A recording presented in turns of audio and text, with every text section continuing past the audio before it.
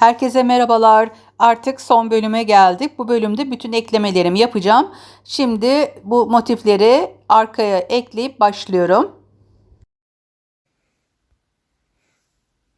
Evet, üst kısımdan ipimi aldım. Şöyle bir ekliyorum şuraya.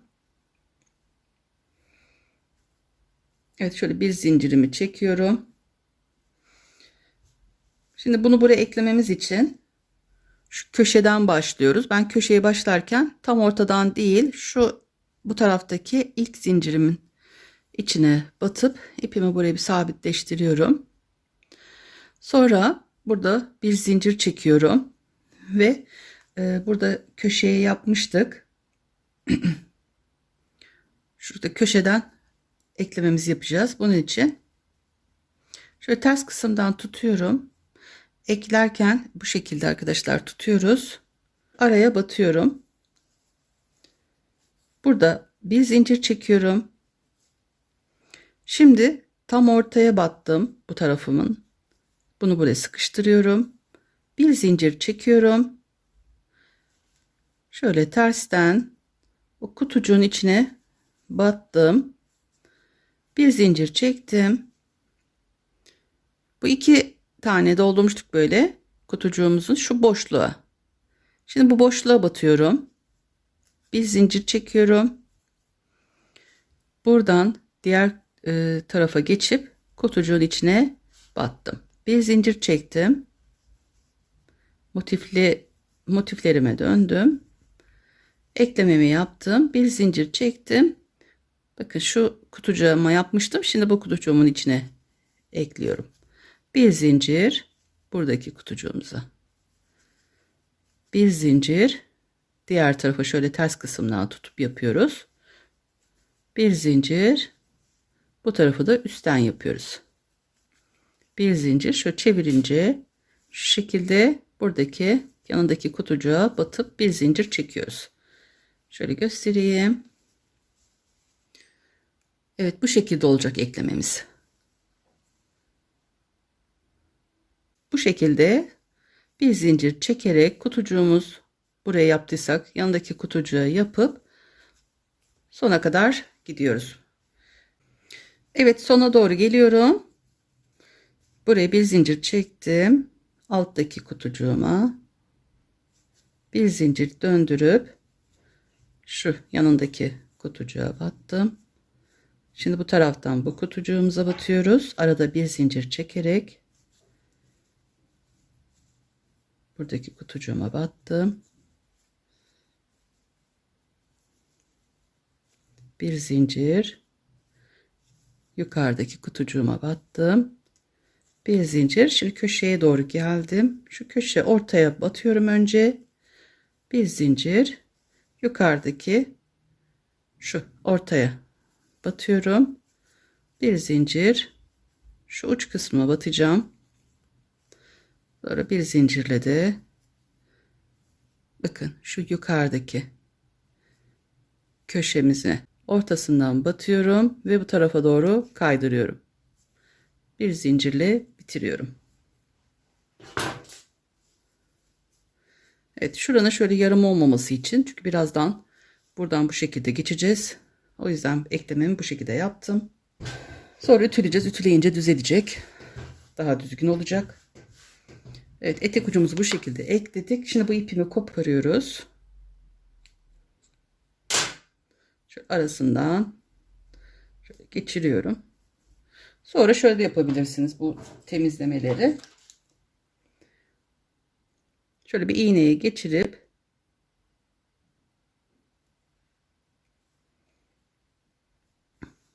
şöyle aralardan yürütebilirsiniz.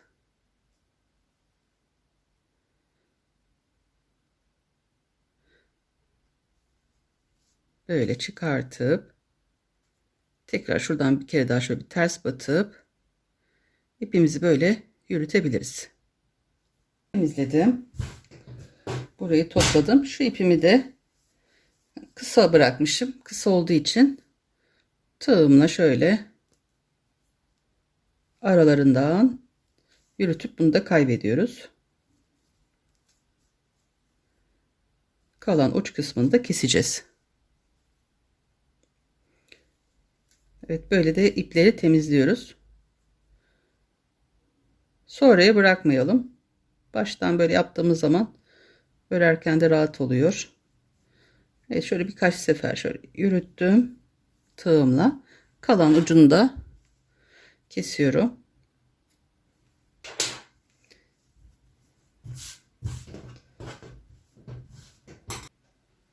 Evet, etek ucu eklememizi yaptık. Motiflerimizi buraya ekledik. Şimdi şuradan bir sıra daha geçeceğiz. Önlerde yapmış olduğumuz gibi.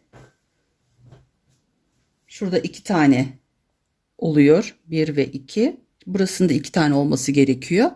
Onun için şöyle hemen tığımıza ipimizi şöyle bir zincir yapıyoruz. Biraz büyük, şöyle birazcık uzun bırakayım. İğneyle yürütelim. Evet. Buradan, evet, şimdi buradayız. Şu ilk şuradaki, bakın şu 2 tane bu tarafta olan döndüğümüz köşe, şu uç kısmına batıyorum önce. Buradan 2 zincir çekiyorum.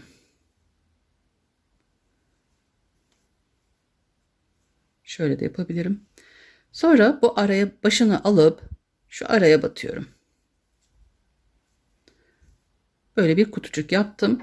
Arada 2 zincir çekiyorum. Diğer başını dolayıp diğer kutucuğumun arasına batıyorum. Önlerde yapmış olduğumuzu yapıyoruz. Uç kısma battım, 2 zincir çektim. Her kutucuğun içine 2 zincir çekip başını dolayıp kutucuğun içine batıyorum.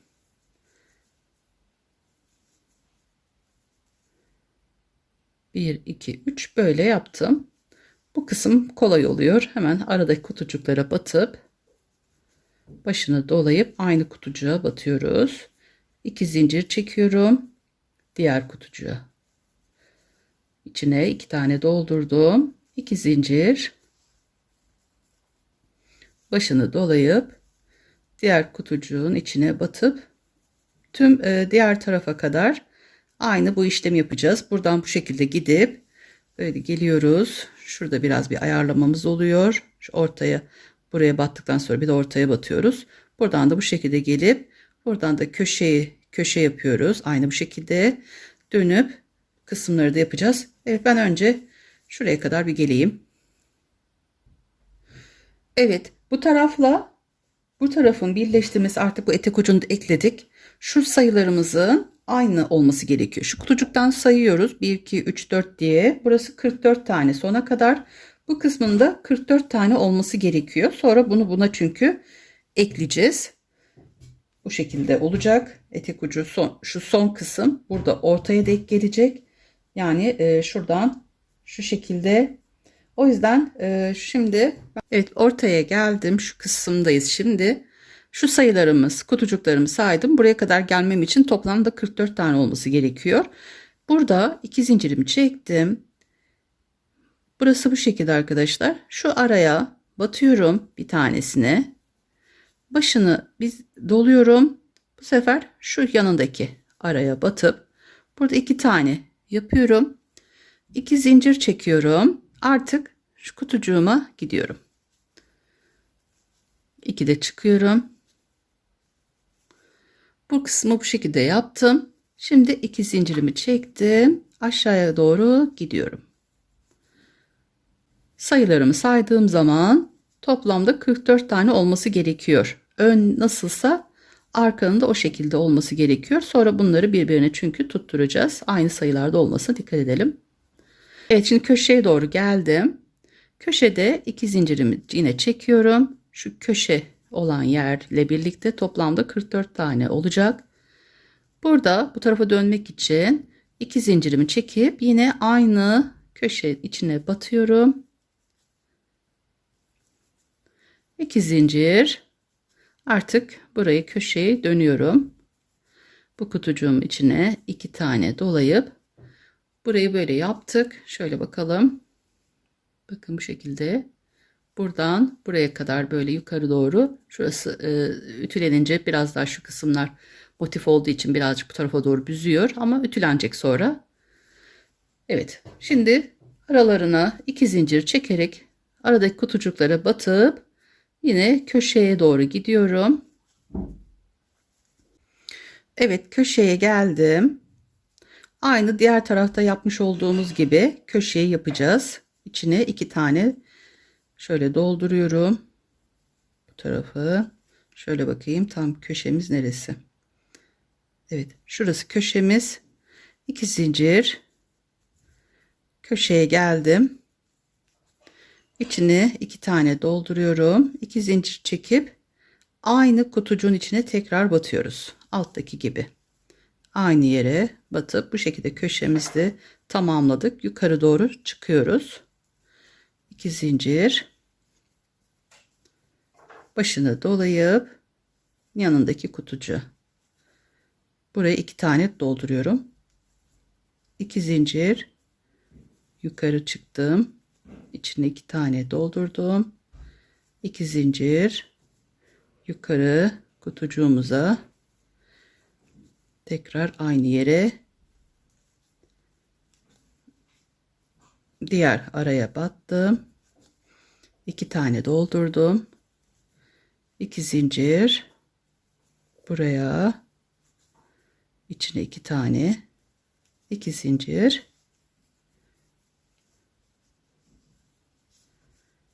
Yukarı çıktım şu araya.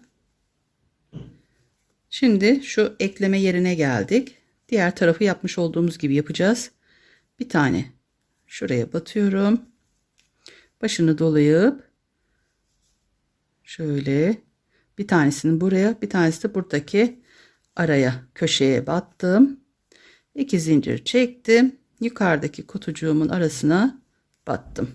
Buradan aşağıda köşeden yukarı kadar 44 tane olarak kutucuklarım içine yapıyorum. Evet, bu köşemiz de bu şekilde oldu. Şurası. Evet. Böyle aralarına batıp evet, şuraya kadar gelip şurada şu köşeye batıp şu kısma burada bitiriyorum. Evet, şimdi buraya yaptım. Şu yukarıda omuzlarımızı ekleyeceğiz. Bu ipimizi koparmamıştık. Yapmaya başlıyoruz. Şöyle arasından geçirip şu uçta bırakmıştık. Şimdi bu tarafında şöyle köşesi.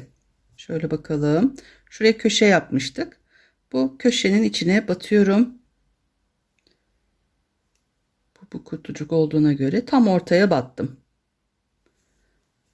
Bunu buradan şöyle kaydırıyorum. Bir zincir çekiyorum. Aynı kutucuğuma bu tarafı karşısına batıyorum. Şu baş kısmının sık olması için. Sonra bir zincir çekip diğer kutucuğun içine geçtim. Bir zincir buradaki karşı taraftaki kutucuğumuzun içine yapıyoruz. Bir zincir. Bakın şuradaki boşluğa, bu 2 zincirden sonraki boşluğa batıyoruz. Sonra diğer tarafı dönüp omuz eklememizi bu şekilde yapıyoruz. Bir zincir bu tarafa. Bir zincir bu tarafa geçtim. Bir zincir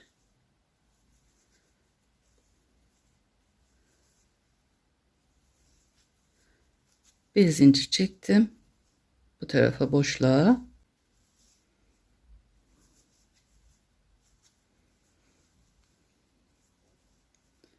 İsterseniz alttan 12 tane kutucuğu da yapıp işaretleyebilirsiniz. Evet, bu kutucuğuma geçtim. Şimdi şu köşe var arkadaşlar. Bu köşeyi de yapıyoruz. Şu uç kısmından tutup buradan şöyle yürütüyorum. Diğer aradan kaydırma yapıyorum. Bir zincir çekip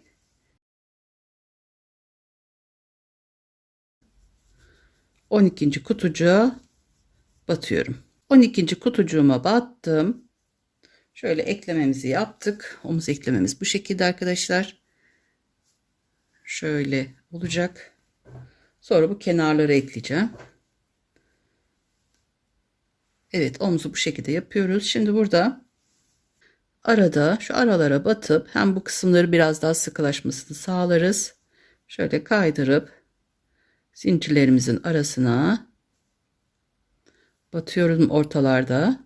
Sonra boşluklara batacağım. Bu şekilde ipimizi koparmadan diğer omuz tarafında birleştirmesini geçiyoruz. Şu zincirlerimin arasına geçip kaydırıyorum. Araya boşluğa batıyorum, kaydırıyorum. Aradaki tekrar boşluğa batıp kaydırıyorum. Şu zincirimin arasına batıp kaydırıyorum. Tekrar yanındaki zincirin arasına yaptım. Şurada tam 12 tane olacak. Yani şu kısımda 12 tane kalacak. Ya da şöyle yapabilirsiniz. Şu baştaki kutucuğu da sayıyoruz. 1, 2, 3, 4, 5, 6, 7, 8, 9, 10, 11, 12. 12. kutucuk. Evet, buraya kadar böyle arada kaydıra kaydıra şuraya kadar geliyorum. Evet, omuz eklememizi yapmıştık. Şimdi bu tarafa geldim. Şu araya da geçtik. 12 tane buraya yaptım. Şurada bir 12 tane kalıyor. Bunu da buraya ekliyoruz. Şöyle arasına geçirip burada şu en uç kısım buraya almayı unutmayın. Şuranın düzgün olması için. Şöyle arasına şu üst kısım 2 tane geçmiştik. Onu şu üst kısımda oraya batıp şöyle bir kaydırıyorum. Bir zincir çekiyorum. Şu diğer araya batıyorum. Bir zincir dönüyorum. Şu orta boşluğuna batıyorum artık. Bir zincir. Diğer karemizin içine batıyoruz kutucuğumuzu. Bir zincir yapıp bu şekilde sona doğru gidiyoruz. Evet, ekledim, sona kadar geldim. Şurada bir boşluğumuz var. Bir zincir çekmiştim. Şu köşeye batıyorum. Buradan çıktım. Bir zincir çektim. Şu diğer köşenin ortasına battım. Şöyle bir kaydırdım burada.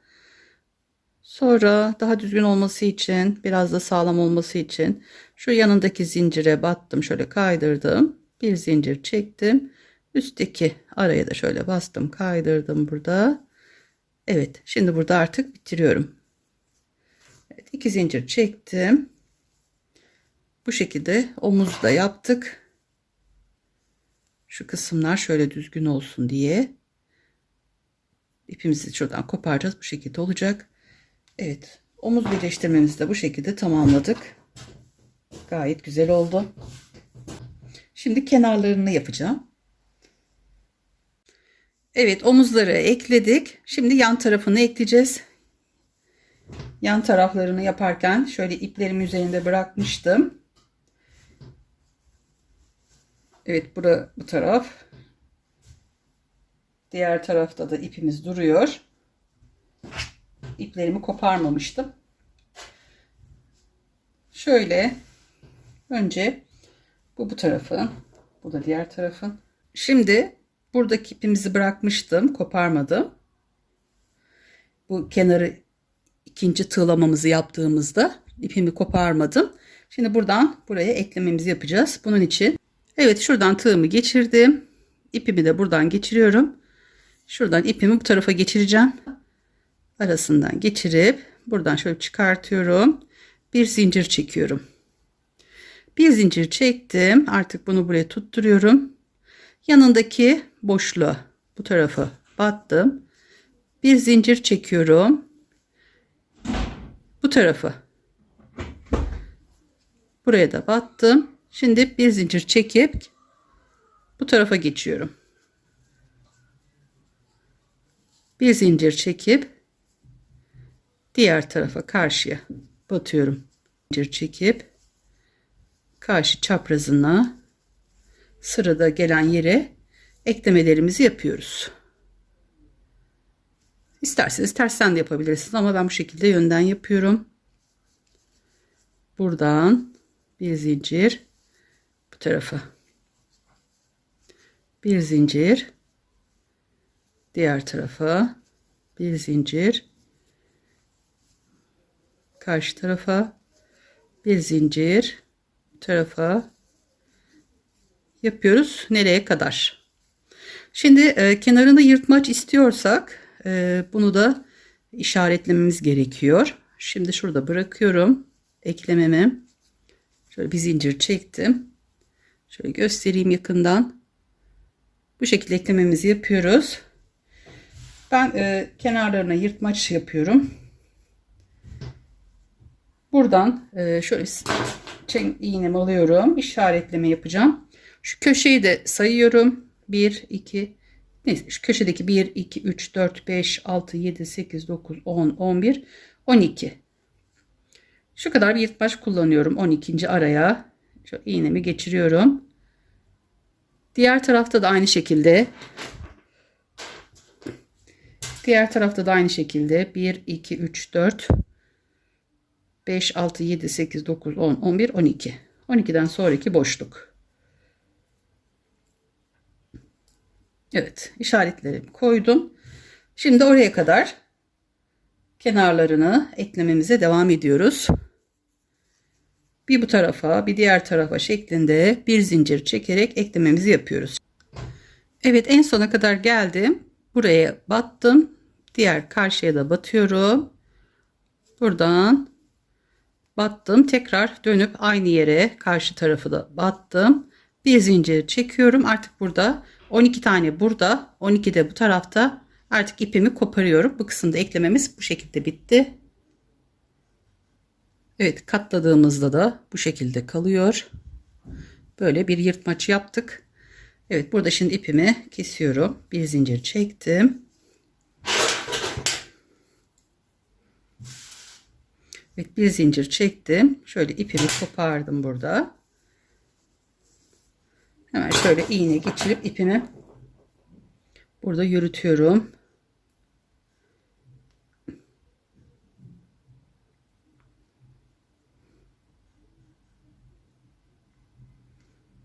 Evet, şimdi ipimi şöyle yukarı tarafa doğru aralarından geçirip arada kaybettiriyorum.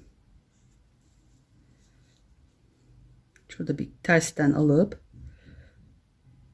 şöyle aralardan yürütüyorum. Çıkartıyorum.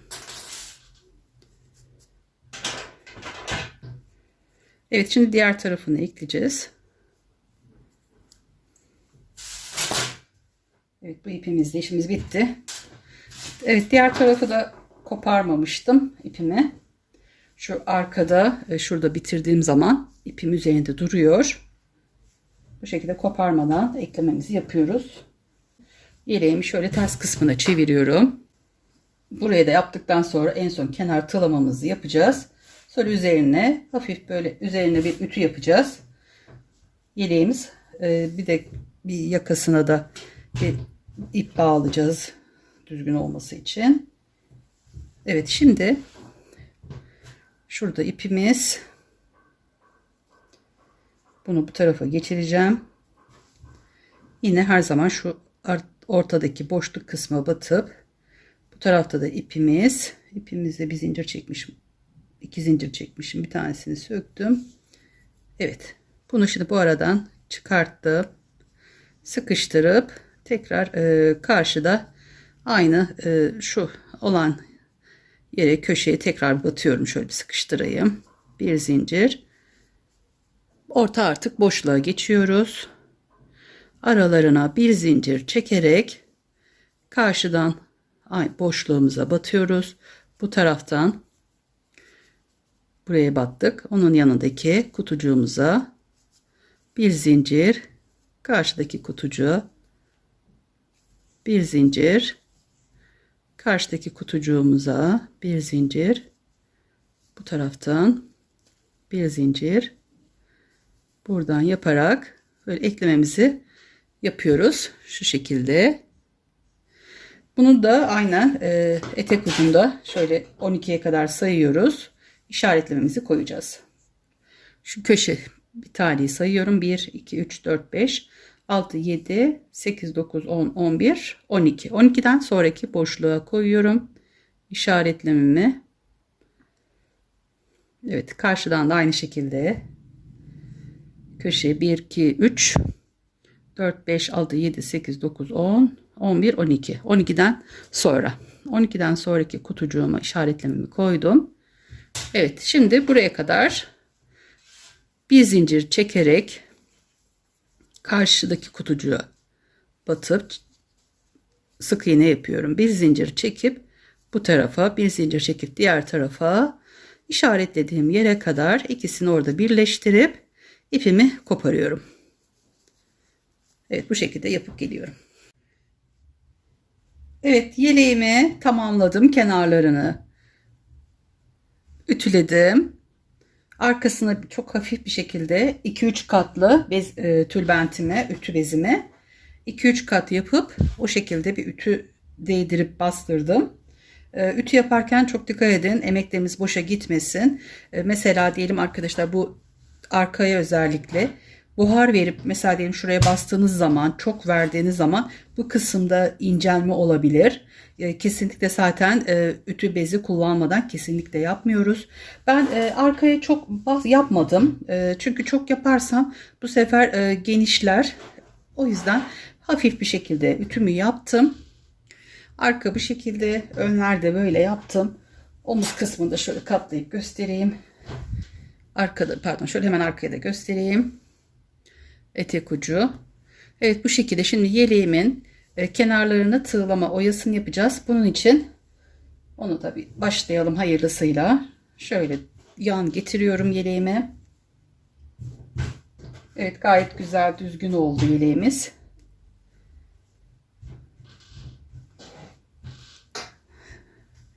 Bu yeleğimizin boyu 7 tane motiften oluştuğu için tam etek üstü. Etek de güzel olur.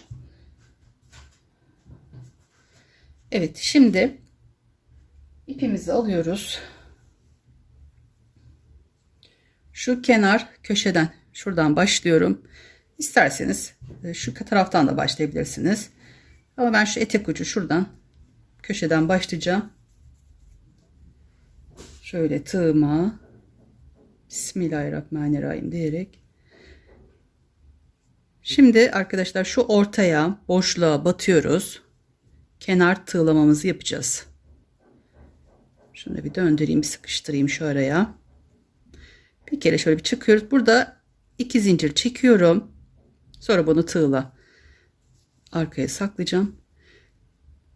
Kutucuğuma başını aldım. Kutucuğuma battım. 2 de çıktım.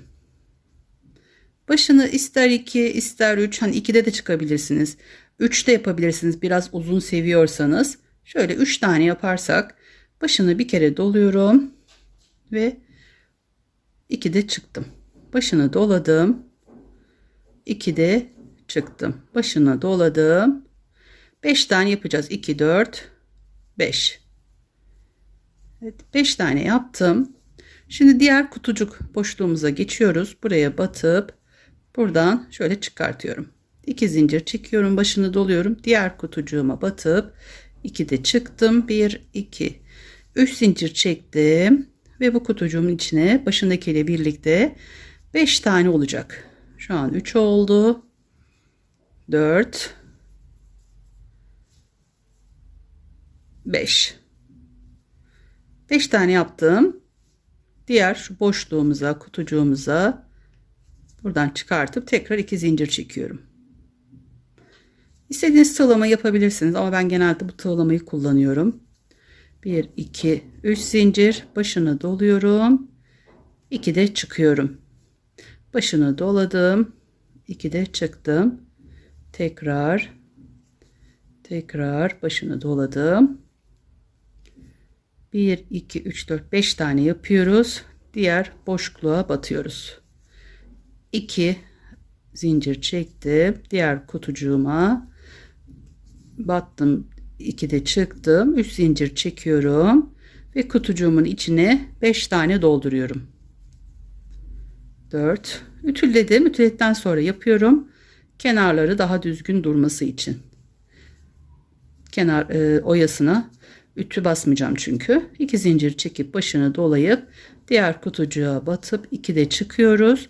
Sonra ister 2 ister 3, ben 3 zincir çektim. Sonra şuraya, şu araya 2'de çıktığımız yerin içine 5 tane dolduruyorum. 2, 4, 4, 5. Evet. Yandaki kutucuğa batıp bu şekilde etrafını geçeceğim. Şöyle göstereyim. Bu şekilde tığlamamızı yapıyoruz. Komple böyle etrafına, yaka kısmına buradan dönüyorum. Buradan aşağıya doğru. Sonra buradan tekrar bu şekilde şu yanlarında yapacağım.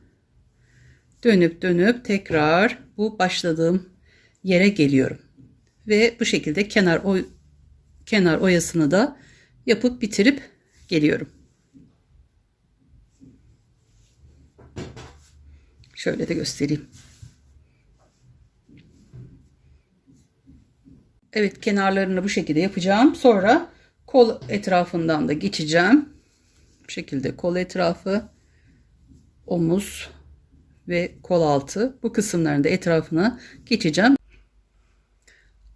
Evet arkadaşlarım, ben tığlamaları bitirdim. Kenar tığlamalarımı yaptım.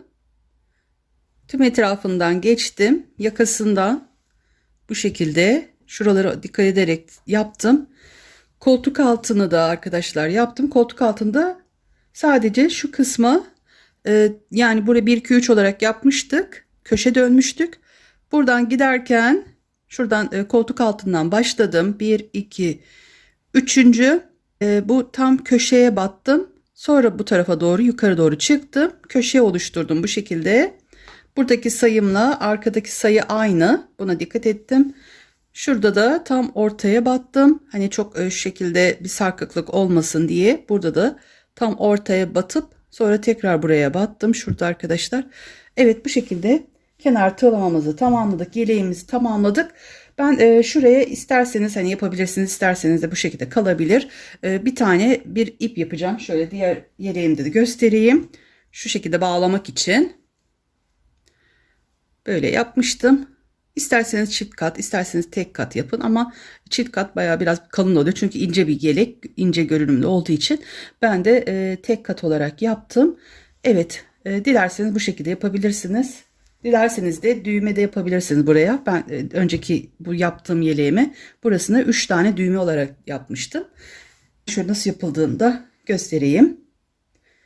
Evet, buradan yakadan başlıyorum. Şu bitiş yerinden aşağıya doğru sayıyorum. İki tarafın aynı yerde olması için. Şöyle tığımı alıyorum. İpimi de. Evet, şu araya 1 2 üçüncü ya da ikinci araya battım. İpimi buraya sabitliyorum. Biraz şu kısmı uzun biraz bırakayım. Çünkü onu arasından yürüteceğiz, kaybedeceğiz. Evet, bir daha sıkı olsun diye, sağlam olsun diye tekrar aynı yere batıyorum. Evet, buraya battım. Şimdi buradan şöyle biraz bir zincir çekiyorum. 4 5 6 7 8 9 10 11 12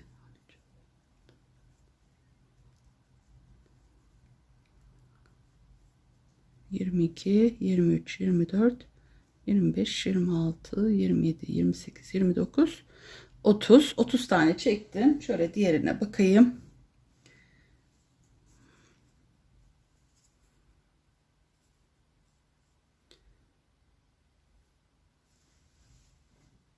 Kırk tane zincir çekiyoruz.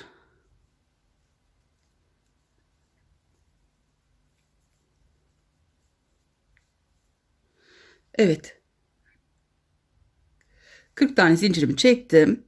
Şuradan geri gidiyorum. 2 4 6. Şu arka kısmından 6. zincirimin de şöyle kaydırma yapıyorum. Burada 1 2 3 4 zincir çektim. Şu kısmı döndüm. Başını 2 sefer doladım. Sonra 3'te çıkacağım. 2 3. Başını 2 sefer doladım. Ortadaki yapmış olduğum dairenin içine batıp 3'te çıkıyorum. Biraz dolgun olması için, motifleri yaptığımız için bu şekilde. Evet. Başını 2 sefer dolayıp 3'te çıkıyorum. 2 4 tane oldu. Şimdi 1 2 3 4 zincir çekip orta kutucuk yani yuvarlak olan yere batıyorum. Sonra yine 4 zincir çekiyorum. Başını 2 sefer doluyorum. Şu çiçeklerimize yani motiflerimize uyması için burada da aynı işlemi uyguluyorum. 2 3'te çıkıyoruz. Başını 2 sefer dolayıp aynı motif yaptığımız gibi uyumlu olması için modelimize 4 tane yaptıktan sonra 4 zincir çekip ortaya dairenin içine battım. 2 tane yaptım. Şimdi bir tane daha yapacağım. 3 tane olacak. 3 4 zincir başını 2 sefer doluyoruz. 3'te çıkıyoruz. 2 sefer doladım. Evet, 3'te çıktım. 2 sefer doladım. 2 4 1 2 3 4 zincirle şu ortaya battım. Buradan çıktım. Evet, bu şekilde çok güzel çiçeğimiz oldu. Dilerseniz şu kısmın biraz daha kalın olmasını istiyorsanız burada zincirlerimizin arasına batıp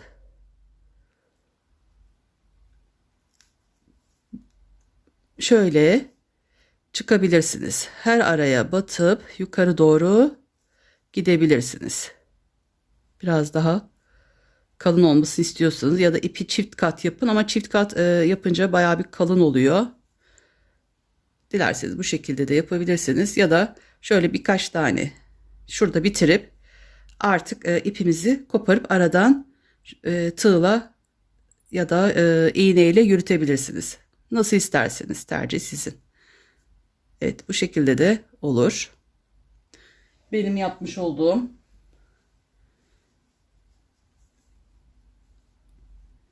buradan buraya yaptım. Burada bitirdim. Şurada ipimi içinden geçirdim. Şu kısmı sağlamlaştırdım. Bu şekilde bıraktım.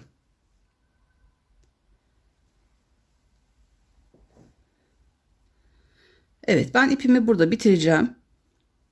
Bu şekilde yapmıyorum. Şu en son yapmış olduğum yer. Evet, ince olmasını istiyorum. Eşit olsun. Burada bir zincir çekiyorum. Ve burada ipimi keseceğim. Burada ipimi kestim. Şöyle iğneye geçirdim. Şuradan şu aralardan şöyle yürütüyorum. Buradan tekrar şekilde geri gelip tekrar bir tane arasından alıp şekilde biraz ipimizi burada yürütüyoruz. Ters kısımdan yapıyorum. Yukarı doğru şöyle geri geldim. Evet, bunu burada sıkılaştırdım.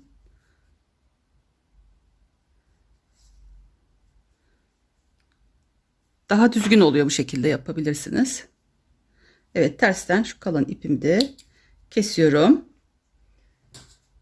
Evet, şu kısmı da aynı şekilde iğneyle yapacağım. Daha düzgün olması için. Bakın bu şekilde hiç belli olmuyor. Gayet güzel oluyor. Evet, şu ipimi de arasına koyacağım. Evet, şimdi burada 12. sıraya yapmışım arkadaşlar. Şuradan yukarıdan ölçtüm. Burası 12. Şimdi buradan da ölçüyorum.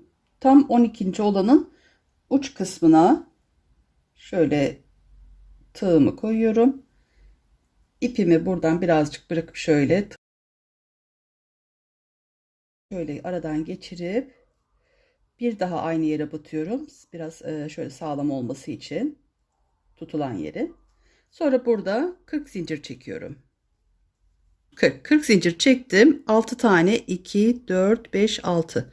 6 tane şöyle geriye zincirimin içine batıp şuradan kaydırıyorum. 4 zincir çekiyorum. 2 3 4. Sonra bu kısmından şöyle düzeltip şuradan döndürüyorum.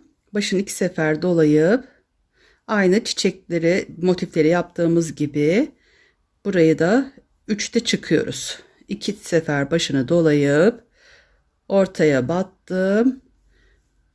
2 sefer başını doladım. Bir daha yapıyoruz. Şimdi 2 4 tane olacak baştakiyle. Sonra 4 zincir çekiyorum. Buraya ortasına tekrar batıyorum. Tekrar 4 zincir çekiyorum. Başını 2 sefer doluyorum. 2'de başını 2 sefer doladım. 3'te çıktım. Başını 2 sefer dolayıp 3'te çıkıyoruz. Toplamda 4 tane baştakiyle birlikte şöyle 4 tane olacak. Sonra 1 2 3 4.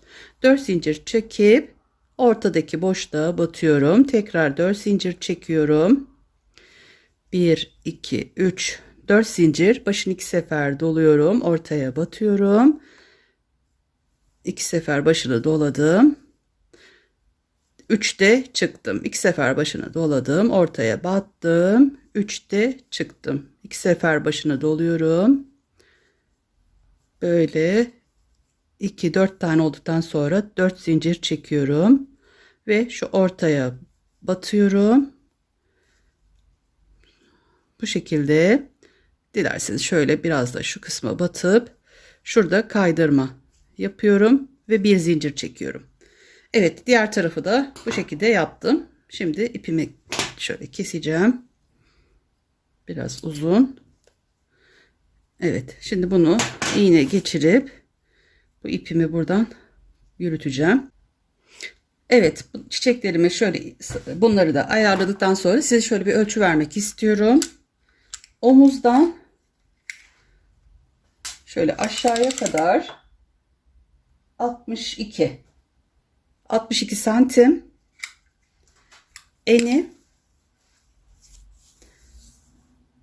en uçtan en uça kadar 46 santim şeklinde yeleğimizi tamamladık. Evet, güzel oldu yeleğimiz, düzgünce, ya kenarları da yırtmaçlı. Evet, bu şekilde yeleğimi tamamladım arkadaşlar. Evet, bunları da burada böyle yaptım. Evet, güzel oldu. Bunu siyahla yaparsanız şöyle göstereyim. Elimde olan yeleğimi. Evet, şimdi arkadaşlar bu motiflerin Ebruli ipimizin kenarını ben şöyle taş rengiyle yaptım. Bunu siyahla yaparsanız yeleğiniz de bu şekilde olacak. Onu da size göstermek istiyorum, fikir olsun. Siyahla yaparsanız bu şekilde oluyor. Siyah ip biraz daha tok duruyor. Biraz daha kalın şeklinde duruyor. Biraz örmesi tabii ki biraz daha zor oluyor. Çünkü siyah biraz hani görme açısından. Özellikle ben bunu gündüzleri yapıyorum. Motifleri önce başlıyorum. Akşamdan yapıyorum. Motifleri. Gündüz de arka kısmını yapıyorum arkadaşlar. Siyah olduğu için. Evet. Siyah yaparsanız da bu şekilde oluyor. Arkasını size şöyle göstereyim. Bu şekilde. Arkada böyle. Siyah. Altında da şöyle motiflerim. Bunu da 7 tane yapmışım. Önlerde 7 motif arkada var. 2, 4, 5, 6, 7 motif de önde. Aynı şekilde. Biraz şu iplerini biraz daha uzun bırakmışım. Şöyle size de fikir olsun diye gösteriyorum. Evet, motifli yeleğimi bu şekilde bitirdim, tamamladım. Yapacak olan arkadaşlarıma şimdiden kolay gelsin diyorum. Güzel bir şekilde anlatmışımdır inşallah arkadaşlarım. Evet, bu yeleğimi yaptım. İnşallah bundan sonrakinde şöyle yapmış olduğum çok istenen short olarak paylaşmıştım. Çok istenen bir yeleğim. Allah'ın izniyle hayırlısıyla bu yeleğimin de yapılışını sizinle paylaşmak istiyorum. Bunu simli iple yapmışım.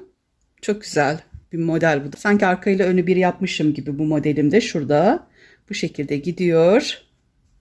Bu tarafta böyle.